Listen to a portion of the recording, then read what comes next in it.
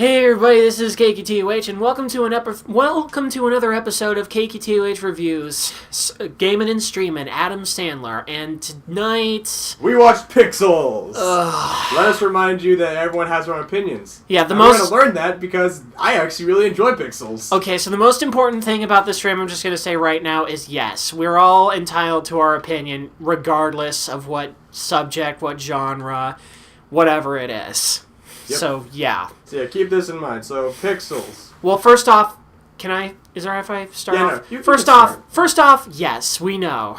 This is one of the most hated reviewed films of 2015, and considering one of Sandler's absolute worst forms of character development and writing in his movies in recent years. But we are also gamers too, and we saw this recently. And I'd like to say, yeah, it was dumb. The ending, I'm stammering right now because I can't get over the fucking ending. With a really dumb ending. As someone who loves the film, I can't even defend how dumb it was. But it's the dumbest shit I've ever seen so far. No, well, not in all of my lifetime, but I've seen dumber. I think I remember a certain Puyo Puyo game playing in a tower. For me, the Josh Gad and the lady... Josh Gad and Lady Lisa, that was plugging the tower for me. Josh Gad plays a character named Ludlow Lemonsoft. Hey, look, there's a fucking another Sandler reference for us. Damn it, I got hit by a barrel. But, and he plays a huge conspiracy note, which is either hit or miss. He's sometimes really funny, or he's just really stupid. Yeah. And most of his performance is him being stupid, but I can't really... But there are some scenes which I actually think are legitimately funny, like the scene in where he's talking to the Navy SEALs and he's trying to be intimidating. He's like look at you handsome Nubian man, you beautiful work of God.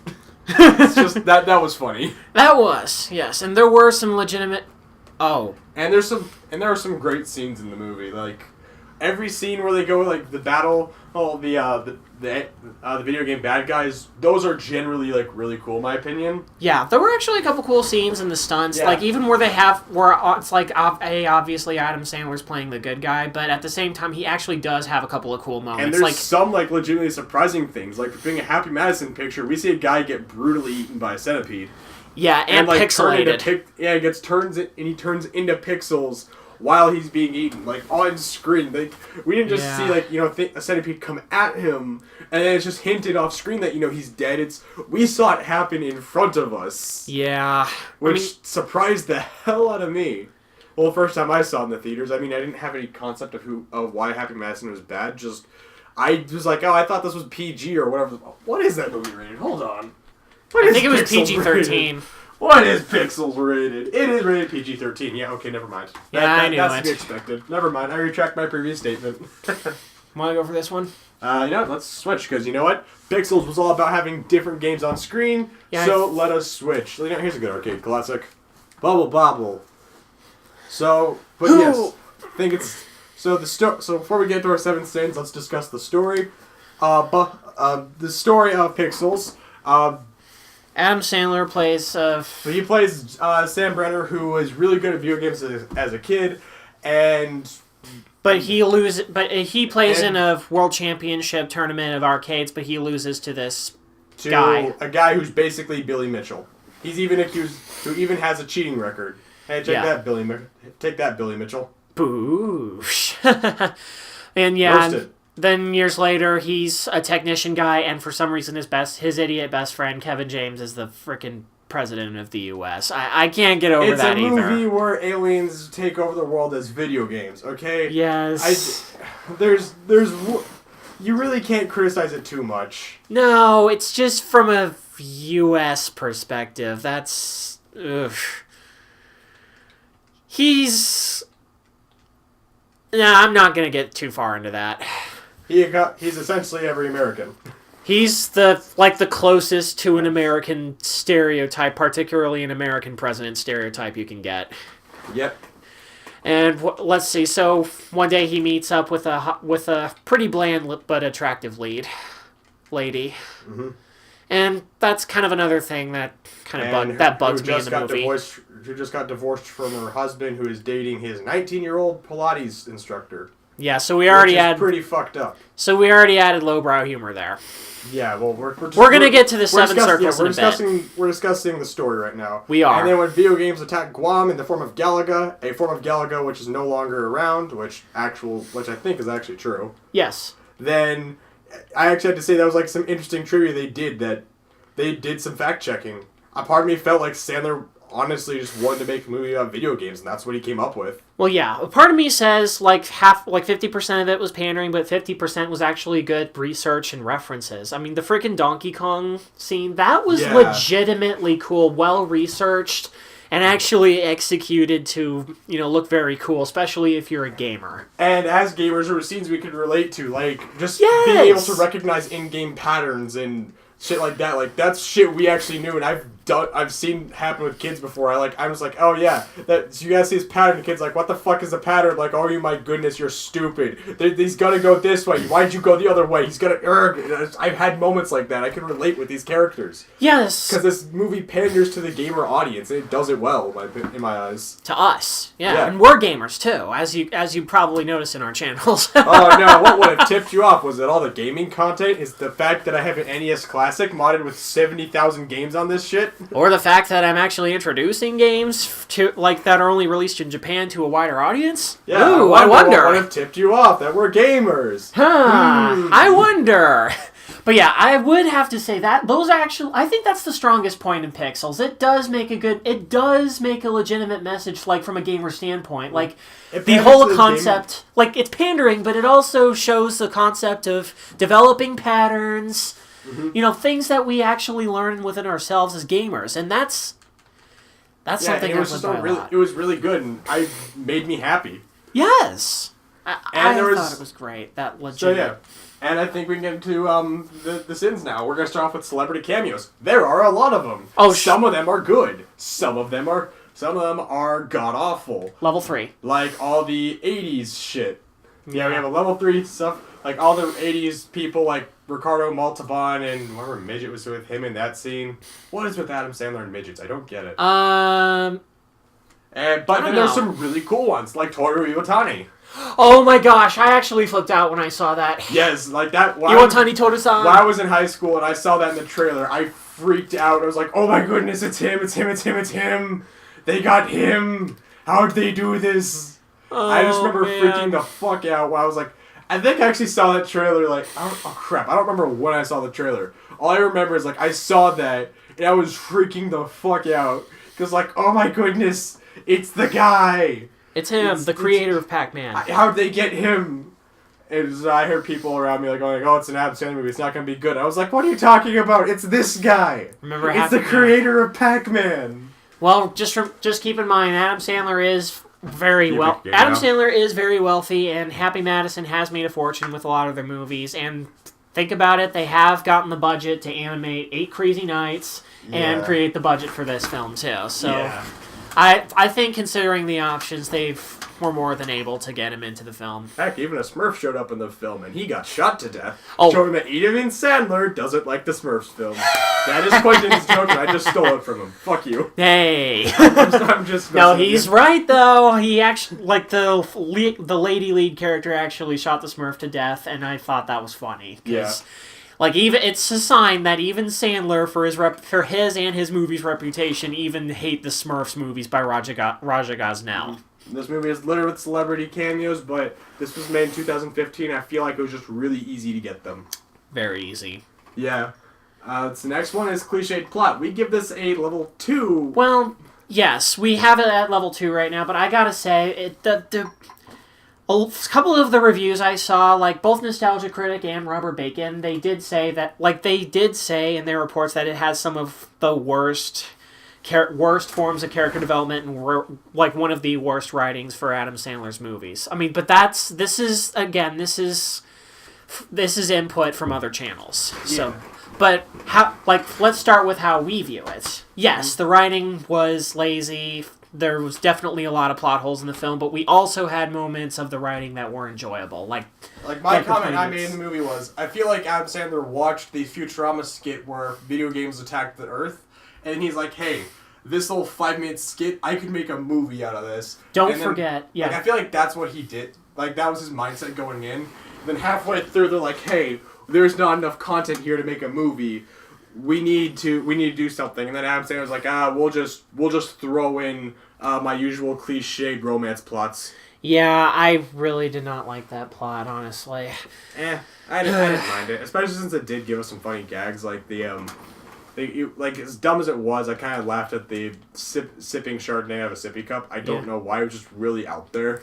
Yeah, and I'm just gonna be honest with you, like just the amount of time that they spent. Like, the amount of time they spent on the little connection between Sandler and the lead lady. Like, even though a lot of us know that they're going to get together in the end, and they keep acting like they're not going to, it just kind of feels like an insult to our intelligence. If Sandler was made it a bit more, like, admitted it to us, like, yeah, you know they're going to get together at the end, just try to do some satire of that, I think it would have been a lot better received. It would have, yeah, but... Definitely a lot of tired out moments in the film from Adam Sandler's movies back in the day. Yeah.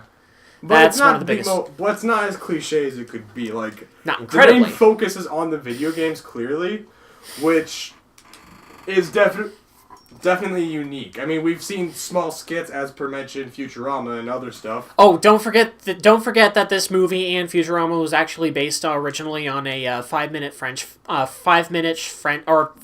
but it's a French short film with the same title and premise. Mm-hmm. So sorry if I started there. I'm still trying to get over the point. I still made. It's been that. The point is clear, it's about the video games rather than the cliched plot. Yes, and I will admit the premise is cool. Yeah. And it opens up a lot of opportunities for fun and like a million gaming references. It does. Yeah, and it was done really well. I thought it was too. It's... Whew. Like, I understand it's not the greatest thing. I understand there's plot holes and there's not a lot of funny bits, and there are definitely bits that aren't as funny. But I'd be lying if I said it was as bad as everyone tries to make it out to be. It's not as worse. It's not that bad. I actually argue it's at least decent. No, I'm just gonna say it's definitely one of his worst forms of writing, but it's not anywhere close to near his worst movies. Yeah. It's just, well, I can't really say they were trying though, because it didn't feel like Sandler, the lead lady, gave so much of. Like, they didn't really seem like they were giving a lot of effort into their performances. He sounded legitimately bored. In the beginning, he sounded bored, but as the movie went on, I feel like he slowly evolved into putting more energy into it. And the lead lady's was bland. She was bland. It's clear her purpose was, I am science plot device and romance plot device. It was clear that was her purpose, and she kind of accepted it. Yeah, spelled right there in front of us. So, what's the next one we have? We have cliche... Well, we said cliched plot. Lowbrow humor is level 2.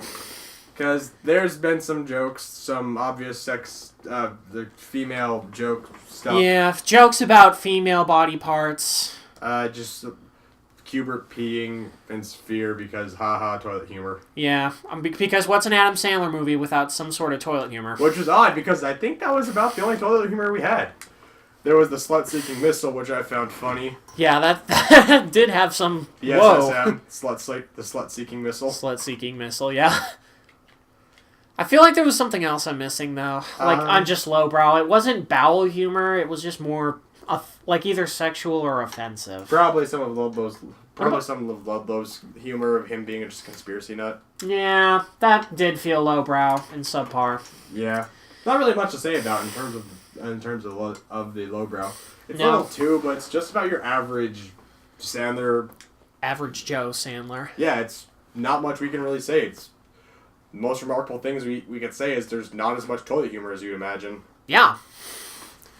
Next would be stereotypes. We have a lot of them, like the War Room Cabinet and the guy threatening Afghanistan or Iraq, wherever the fuck it was. So we have mostly American stereotypes. Kevin James is an obvious example, being U.S. president. And there's a scene of Ludlow speaking Japanese to Toru Iwatani, and he makes a comment afterwards saying he doesn't know how to speak Japanese. Okay, so here's my comment on that. As a native or a native fluent Japanese speaker, I had a weird feeling. Like, at first, when I heard him shouting out in Japanese, I felt like, since it was Josh Gad, I thought it was very cool, but after I listened to him the second time, hearing the shouting, and, I mean, I will give him effort for trying. Some of the enunciations were a little broken, but just the way he shouted it and him saying, no, I don't speak it, was got a little offensive.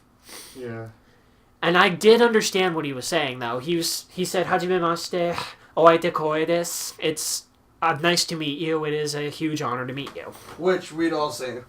And go ahead. Whether it's Japanese or English, we all say it to him. And here's a fun... Toru freaking Iwatani. And I'm just going to add a funny little bit. So, when I saw this, it's Josh Gad, who's also known for playing Olaf in Frozen, but also Frozen is and still is today the highest grossing, phenomenal blockbuster foreign film in Japanese cinematic history today. And it is also famous for the Japanese dub of Olaf played by Pierre Taki. And I think Josh Gad speaking Japanese in that scene in Pixels was pretty cool in relation to that. Mm-hmm. You know, being Olaf and everything. Yeah. But yeah, I'm going to have to give a few insensitivity points to the shouting. But there are some sensitivity points we can get, like native Indian. Yes! I loved that! Yeah. There were some surprising scenes where they weren't racially insensitive, and we were actually kind of surprised. And it was an Adam Sandler / Abby Madison movie, too. No Rob Schneider, no racial insensitivity. They were just, they treated him... We just talked about how there was racial insensitivity, but it wasn't, full of it. No, not entirely. I mean, there was just a few, British English comprehension. The fact that there were racially sensitive scenes. Yes! Yeah, they were... Which, it's sad to say, we're surprised that's a thing. It is sad to say. I mean, especially as a international studies student and, speaker of multiple languages. Yeah. But it was just so great to see that they weren't, making fun of people, though. Yeah. So, but it was still really cool. It was. And last would be product placement, which we have at level 1, which is surprising because this is a movie about video games. Yes. Quentin tried to argue a couple times that there was product placement in the form of all the video game names being mentioned, but I would argue we can't really call that product placement because they showed up at the video game tournament and were not really played out all that well, and I feel like that those would have been at the tournament whether product placement or not. So, I mean, and even if we did, I don't think that's enough to pull it up to level 2. No, not too much. So we'd still be at level 1 no matter what. Because it wasn't that they were advertising a new game or something. No, they weren't. They weren't advertising a certain console. Hell, I think the most we could say they advertised was, I think, the cars they used for the Ghost, but they didn't even mention what the car's name was. What the car models actually were. So I don't really think there's enough to say there's product placement in the movie. No, it's just a fun video game movie, in my opinion. Yeah, although the car thing does represent something I do have about the writing, though, honestly. And that would be? I watched a Nostalgia Critic's review of Pixels, and he had a point that wouldn't it make sense if Adam Sandler and Josh Gad's character were behind the monitors while Lieutenant Colonel and the Army were driving the cars? Yeah, but that you did also raise a point, though, that Josh Gad and Adam Sandler are the experts in video games, that they should leave it up to them. So it half makes sense, half doesn't make sense. I think the logic of keeping them in the cars was just in case things went wrong, they could improvise using their knowledge of the game. Yes. I think that might have been why they were in the cars then. But I can't really say I have enough to prove my statement. No, I think it does speak for itself if you think about the characters and their involvement, their knowledge of the games, because they did present it in the U.S. in the briefing room of the White House. And with all sins covered, we can talk about the writing to its full extent now. And with that note, in regards to the Pac-Man scene... Yeah, the Pac-Man scene? Yeah, I was going to say, it ends with Brenner, with Pac-Man eating a pellet and then chasing Brenner for 10 seconds, which goes on for longer than 10 seconds. But it goes to an arguably cool scene where Brenner drives his car backwards over a ledge and then gets eaten by Pac-Man while in midair while he changes back, killing Pac-Man. It was just That was It breaks legitimate. the time rule, but I gotta say it was kind of cool. I'm willing to forgive it for that. Yeah, I thought that was cool too. And Centipede, the scene with Centipede was amazing. And gruesome. There are some funny scenes with Ludlow, and while Sandler doesn't entirely give that much of a good performance, no, he's not that bad. He was nominated for a Razzie for that year. He gave some great lines, and even some ones that actually felt emotional, in my opinion. Like his analogy to Donkey Kong and comparing that to his life. And the patterns, don't forget the patterns. Those were actually very cool to mention. Mm-hmm. Because it's so true. Sometimes like he would talk about the games, it felt like he was I felt like some of those were like his best, like his actual effort lines. Like it felt like he was actually talking to people who didn't know what they were doing. He's like, no, there is a pattern. It's right here. And it felt like he knew what he was talking about as opposed to reading off a script. Yes. And whenever he was talking to the kid, explaining what an arcade is and shit, it's like, I was like, yeah, I can relate with that. I've had this exact conversation with kids before because none of them seem to know what the fucking arcade is. And I just think that's really cool, especially for Sandler's recent films. Yeah. He actually showed legitimate interest in this. Well, And he shared his knowledge. I think when we watched 8 Crazy Nights for the first time, which we will at some point make a full review of. Yes. We made a little point during our discussion that the movie should focus more on Sandler's relationship with the woman's kid. Because,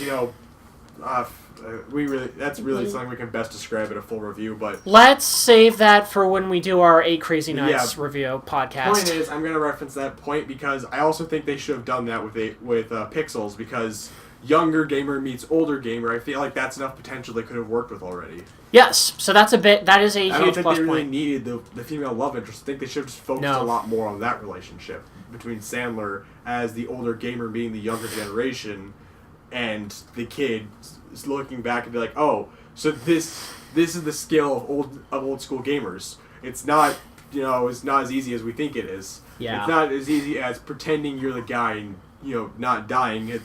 There's actual patterns and stuff you have to notice. And that would have made for a much better movie, honestly. Yeah, definitely. That's like something I do have to say would have I feel like been better received by viewers. Or we could say make it a stronger movie because it has much more of an impact to focus on. Oh hell yeah! I think it's time we got to switch games. Don't you think? Yeah, I think we should. Yep. So time to switch games. But yeah, I really loved how Pixels showed the whole idea. The whole concept of discovering patterns in your own playstyle in video games. Because Rockman, was that Rockman 2? Yep, it's Rockman 2. Oh, damn. Yeah, so back the best game in the series. Back to our point, though. The best game in the series. Anyway, yeah, back to the... I'm derailing. Yeah, so we were talking about the plot. I just had an Adam Sandler moment going back into his age of gaming. Yeah. This was my day. But anyway, so back to the review, the writing. Should we go on to what I think? We just talked about how they could have improved the movie with the relationship with the kid. Yes, I think that would have. We both think that would have made it a great movie, a better movie, like more stronger movie. Yeah, so, I already think the movie's pretty good. What about the moment that got us stuttering in the end? Okay, so should we we've get already into mentioned that Ludlow Lamonsoft has this weird crush on a video game character, which a lot of us has had before. But Yep. his is borderline creepy, and he finds her in the movie, falls in love with her, and then just forces himself on her, which is already fucking weird, and she's apparently into it. Yeah, I mean, It was weird back then, and it's weird now. And, after they beat the final boss, which is Donkey Kong, all the video game characters that weren't the trophies awarded to them disappear, and I was questioning why they didn't get to keep her as a trophy, because they got trophies for everything else. And then Hubert turns into the woman he had a crush on, just so they could try and make a sappy ending, which they didn't need. They already had Sandler and the other one, and Miss Snobby. Which, writing point, I have to actually say I enjoyed. Sandler's character is actually somewhat petty, and it's pretty funny. It is, but the freaking Cubert turning into Lady Lisa in the end. And it was forced enough, but that scene was already bad enough, but then they made it worse. Now you're probably asking yourselves, how could this get worse? Well, I don't know. How about a 1 year later transition, and we see a crib filled with baby Cuberts, meaning he not only married what was previously Cubert, but then they proceeded to have children, which became Cubert. And Cubert speaks more English than he should be. I remember watching Wreck-It Ralph, and his entire dialogue was just and they should have done it here with the only exception of human speech being bullcrap. Bullcrap. Yeah, that was legitimately funny. That was legitimately funny. That was the only bit of human speech he did, I think. Yeah, that would have been much better. I'm not saying we'd forgive that end scene, but I'm saying I feel like we would have been in a better mood to better receive it. Yeah, because oh my god, it's dumb. It's not the dumbest thing I've ever seen, but it's definitely one of the dumbest things I've seen in recent years. Yeah. And this is coming from Plug in the Tower, Satan Puyo, Sanic fucker. The people who criticize the shit out of Puyo Puyo Box, we're criticizing something from Pixels. And we're saying, like, that's the dumbest thing in the movie. You tell me, audience. Take it for what it is. Feel free to share your opinion in the comments section. Which one do you think is dumber? The Cubert Lady Lisa ending, or plugging in the tower in Puyo Puyo Box? You tell us. I'm gonna say my vote, plugging in the tower, because nothing is stupider than fuck. Nothing is stupider than plugging in the tower. Here, you can pick a new game. 80s. you can flip through everything. I have more games on other pages for the record. So you can go pick another rock band or anything, man. Go have fun. But yeah, there's some dumb writing, but I feel like there's enough good writing and like good jokes and shit in the movie. Like when Sandler leaves the main protagonist woman, they begin going to the same place. He makes a lot of jokes about her stalking him, and some of the lines he made were pretty funny, like... yeah. Wow, she went from crazy to psycho in 3.1 seconds. The chase, yeah. That was funny. Oh, there was something... Oh, yeah, there was another one that did make us laugh, like right before the chase scene happened. And a tic-tac. Oh, yeah, the tic-tac, yeah.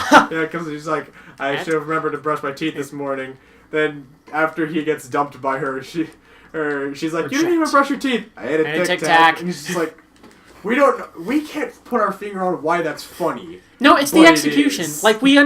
We have a sense of understanding where it's going. Sandler's not giving any effort into the performance at that point, but at the same time, we have a sense of understanding where it's going. The sense of already not giving it his best, and then hearing that just fits so perfectly, because it's like, hey, I didn't put that much energy into my day to go brush my teeth, so I'm not putting that much effort into my performance. This is already perfect. There, we just figured out why we found that scene funny now. Yeah, and sometimes it just goes without saying, but we had a way of explaining it. Yeah.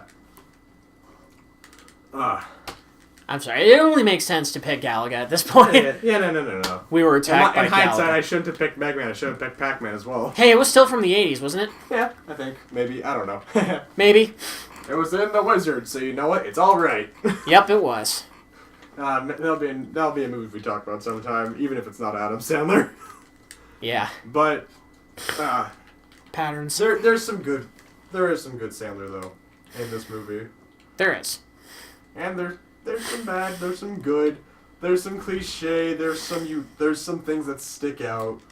There's racially insensitive, there's bad celebrity cameos, there's good. I feel like it's a weird mix of everything. Both bad and good. But I feel like there's just enough good in my eyes that I'm willing to overlook this, especially since I'm a gamer and I get some of these things that's going on in the movie, and they really just scream to me. It's like, hey, this is good, at least in the eyes of a gamer. However, I do have to say that if only one particular crowd of aka gamers can truly enjoy this, then I feel like that is a bit of a criticism on the movie, that only gamers can really truly enjoy this. Yeah. Like, I feel like in Futurama, when they did it was funny because it's Futurama. They can make something funny for anyone. Whereas Sandler, here it really only feels funny for people who are living in the 80s or people who are gamers. Pretty much. Yep. So yeah, what do you think? Yeah, I'd say Pac-Man. Why don't you go ahead and do this one? I need to process my thought. Well, Overall, I remember seeing Pixels in the trailers in 2015, literally right before I was getting ready to move back to Japan. So, and I do remember it getting a lot of hate responses, and I remember it has a 17% on Rotten Tomatoes. Which is weird. Well, if you consider negative reception, I mean, I kind of get it, but... And at the same time, I really didn't know what to expect. Yeah. But then, only until now, I finally saw this, and honestly, it's clearly, I've mentioned this before, it's clearly not as worse, but I do see why it's been getting negative reception, but I also do have a sense of positive moments, and I do have a lot of sense of positive, moments in the movie, in abidance with the bad moments. Mm-hmm. And one thing about the writing I actually want to talk about that I also really thought was a good idea. So at the end of the movie, we find out that the guy playing Billy Mitchell was a cheater. Yep. And he cheats during the battle against Pac-Man. Oh yeah. Which leads to the aliens trying to take over the Earth because like, oh hey, you cheated. Rules of contract are null and void now. I thought that was actually kind of smart. Quentin had some issues with it, but here's why I think it's a good decision. Go ahead. We've all encountered cheaters while we're in our years as gamers. We've all met people who've inputted cheat codes and given themselves an edge while we try and play fair. We've all met those people before. So I felt like making a cheater a part of how things go to shit. I felt like that was like a smart decision on their part. Like yeah, it's a weird. It didn't make the most sense in some areas, but yeah, just on I feel like it made just enough sense that I thought it was a good decision. Yeah, and I do see where you're getting at. It's just my issue was like the logic. Like how could he enter a cheat code in front of all those people, like just so blatantly right in front of the crowd in the competition? And how did he enter it in the car? And I came up with arguments for both of them. As for the tournament, it's not being projected on a big widescreen for everyone to see, so not everyone can accuse him of cheating. No one can see what's going on, so for all they know, he just got better than Brenner. And as for in the car, he's got the frickin' stick shift car. I don't know if the car was a stick shift, but you know what I mean. It had the shift gear. He probably was able to use that like a joystick and, pretend and activate the cheat code then. Although it was... My criticism with that, though, comes from that fact they kept acknowledging it as opposed to letting us view it ourselves. Like, if we saw it and then questioned, like, oh, hey, he seems to be going faster, we would have known, then it would have been interesting. But instead, the movie made it a point to keep pointing out, hey, he's getting faster. Did you notice that? It's us like, yeah, we noticed that. You didn't need to tell us. Yeah, that's another problem I've noticed with Happy Madison movies, and a lack of respect for the audience's intelligence. It's all over 8 Crazy Nights, for instance. Yeah. But we're not talking about that right now. That's just an example, is what I'm saying. Yeah. And I enjoyed this game. I mean, movie. Movie game movie, game on. Gamers unite. Yes. And as gamers, we did have a sense of enjoyment in this film, despite its negative reception. Mm-hmm. Any final words you want to give? Gosh, I do feel like I have some, though, in regards to Pixels, but it's not really coming to mind yet. Well, then I'll say my final words before... Yeah, sure. Final words I've been repeating the whole time, but... Is it his best? No, my opinion, that's Wedding Singer, but I'm not going to let people say it's his worst. It's not even his worst. It's got a lot of scenes which I, as a gamer, really respect, really enjoy. It's got its bads, but I feel like for every bad, I feel like there is a debate that there's good scenes, even debatably good. I agree. And I feel like there's enough to really warrant giving this movie a second chance for some people. And even if it's really enjoyed by gamers, I feel like it needs to be given a chance at least by the gaming crowd, to look at it not as a hardcore movie, but just as a funny comedy just about gaming. It is. But I will say on an Adam Sandler standpoint, he definitely does need to try something new if he wants to keep, attracting audiences in, because I think that's one of the things that got a negative reception. Yeah. If it wasn't clear already, but yeah. Pause. Overall, yeah, it's not his best, it's not his worst. Think you'll remove it from your top 10 worst Adam Sandler movies list? I'm not going to say that while I'm on live here, though. I'm going to leave that to the expectations of you guys and you as well, Gaming Navi, but I'd like to take this time to announce what we're going to be doing for our next one. Ew, which one would that be? Shit, we haven't decided. So we Never mind, you guys Good get to movie. pick. Y'all suggest something. But we need to get back to Madonna Monogatari at some point, because I have gotten a lot of comments saying, when are you going back? Whatever our next video is, we promise we'll do Mado. Just this finals week, we want to do something that we're not thinking too much about. That's true. And RPGs require a lot of thought. Mm-hmm. Well, and explanation too, because, I'm interpreting it. Yes. As a Japanese speaker. All that being said, I think that's really all we can say. Well, game on. Well, for this podcast, I say game over. I say game on. Well, Remember, game on for the rest of the way. You have your opinions, we have our opinions. They're probably different, but you know what? It's awesome. Everyone can have their opinion. As long as you're not a dick about it, I can respect you. Me too. So, and that's what you're going to say before we end this recording? Well, ladies and gentlemen, that was Pixels. So I'm just going to say tune in next time for either a continuation of Madonna Monogatari or another podcast, an Adam Sandler movie. Probably not the latter, considering how we don't know what we're doing our next one on. We do not know yet, but we will keep you posted. See you soon, people. Johnny. Whatever that is. See you